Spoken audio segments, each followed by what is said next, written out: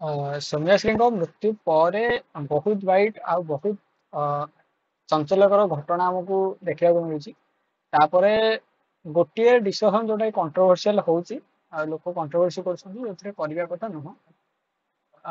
ଯେମିତିକି ଆମର ତାଙ୍କ ବାପାଙ୍କର ବାଇଟରେ ସେ କହିଲେ ନାଇଁ ଏଥିରେ କିଛି କଣ୍ଟ୍ରୋଭର୍ସି କରନ୍ତୁନି, ରାଜନୀତି କରନ୍ତୁ ନାହିଁ, ରାଜନୀତି ପସନ୍ଦ ନୁହେଁ। ଯୋଉଟା କି ବହୁତ ଲୋକ ତାଙ୍କୁ ଖରାପ ବୋଲି କହୁଛନ୍ତି, ନାଇଁ ଏଇଟା କରିବା କଥା ନୁହଁ, ଆପଣ ଲଢନ୍ତୁ। ଯଦି କେହି ରାଜନୀତି କରୁନାହାନ୍ତି ଆଜ୍ଞା, ଆପଣଙ୍କର ଝିଅ ପାଇଁ ସମସ୍ତେ ଲଢୁଛନ୍ତି। ଝିଅ ବଞ୍ଚିଥିବା ସମୟରେ ଏକା ଲଢିଥିଲା, ତ ସେଇ ବାପା ସାର୍ କଥା ଗୁରୁତ୍ୱ ଦେଇଥିଲେ। ଚକାଇ ସବୁ ଦେଖୁ ଧନ୍ୟ ତୁମେ ବାପା ଭଣିଆ, ଏମିତି ବହୁତ କିଛି କମେଣ୍ଟ କରିଥିଲେ। ଯଦି ଆଙ୍କର ଭୁଲ ଆମେ କହିବା ତାହେଲେ ଭୁଲ ଥିଲା କି ନାହିଁ, ହଁ ନିଶ୍ଚିତ ଭାବରେ ଆଙ୍କର ଭୁଲ ତ ରହିଛି। ଆଉ ଏବେ ଯୋଉଟା ମନା କରୁଛନ୍ତି ସେଇଟା ତାଙ୍କ ଇଏରୁ ସେ ବହୁତ ଭାଙ୍ଗି ପଡୁଛନ୍ତି ନା ଏମିତି କେସ୍ ହେଇଛି। ତାପରେ ଆଜି ରାଜନୀତି ଯୋଉ ଚାଲିଛି ଏଇଟା ଖାଲି ରାଜନୀତି, ହୀନ ରାଜନୀତି ଚାଲିଛି, ଯୋଉଟା କି ଆପଣମାନେ ଜାଣିପାରୁଛନ୍ତି। କାଲି ଆମର ଦେଖିଥିବେ ଆଉ ଏ ରାଜନୀତି ପାଇଁ ହିଁ କାଲି କିଛି ଗୋଟେ ସତ ସାମ୍ନାକୁ ଆସିଛି ବୋଲି ଆମେ ମନା କରିପାରିବାନି ରାଜନୀତି ଥାଉ ବୋଲି।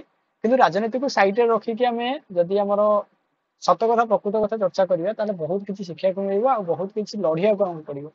ଯେମିତି ଏଇ କେସଟା ଖାଲି ଓଡିଶାରେ ପ୍ରଥମ ଥର ନୁହଁ, ପୂର୍ବରୁ ମଧ୍ୟ ଘଟିଅଛି, ଆଗକୁ ମଧ୍ୟ ଘଟୁଥିବ। କିନ୍ତୁ ଏଇଟା ହଉଛି ଗୋଟେ କଥା ଯୋଉଟା କି ନ୍ୟୁଜ ସାମ୍ନାକୁ ଆସିଲା, ପୂର୍ବରୁ ନ୍ୟୁଜ ସାମ୍ନାକୁ ଆସିନଥିଲା। ଆଗକୁ ବୋଧ ହୁଏ କିଛି ଦବି ଯାଇପାରେ, କିନ୍ତୁ ଏ ନ ଦବିବା ପାଇଁ ଆଜି ଲଢେଇ। ତ ନିଶ୍ଚିତ ଭାବରେ ଲଢେଇରେ ସବୁ ସାମ୍ନା ହୁଅନ୍ତୁ, ସାମିଲ ହୁଅନ୍ତୁ। ଆଉ ଏଇଟା ଗୋଟେ ଟ୍ରେଣ୍ଡ ଭଳିଆ 2-4 ଦିନ ଚାଲିବ, ତାପରେ ପୁଣି ବନ୍ଦ ହେଇଯିବ। ସେଥିରେ ସମସ୍ତଙ୍କ କାର୍ଯ୍ୟରେ ବ୍ୟସ୍ତ ହେଇଯିବ। ଏଇଟା ଯୋଉଟା କି ରିଆଲିଟି ସବୁ କାର୍ଯ୍ୟରେ ହଉଛି। ଦେଖାଯାଉ ଏଇଟା କେତେ ସମୟ ଲାଗୁଛି, କିନ୍ତୁ ଆମେ ଲାଷ୍ଟ ଟାଇମ ଲଢିବା। ମୁଁ ସାମ୍ନାରେ ଅଛି, ମୁଁ ସମସ୍ତଙ୍କ ସାଥିରେ ଅଛି, ଆପଣଙ୍କ ସାଥିରେ ଅଛି। ଆଜି ମୁଁ ଯାଇକି କଲେଜ ପାଖାପାଖି ବୁଲାବୁଲି କରିଥିଲି। କାଲି ଗୋଟେ ଭିଡିଓ ମୁଁ ବନେଇଥିଲି ଯୋଉଟା କି ଆଜି ସକାଳେ ବୋଧ ହୁଏ ମୁଁ ଅପଲୋଡ କଲି, କାହିଁକି କାରଣ କେହି ଖରାପ ହେଇଯିବନି।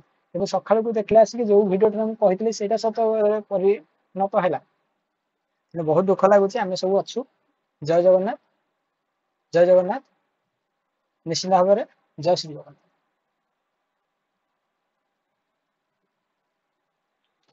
ହଉ ହଉ।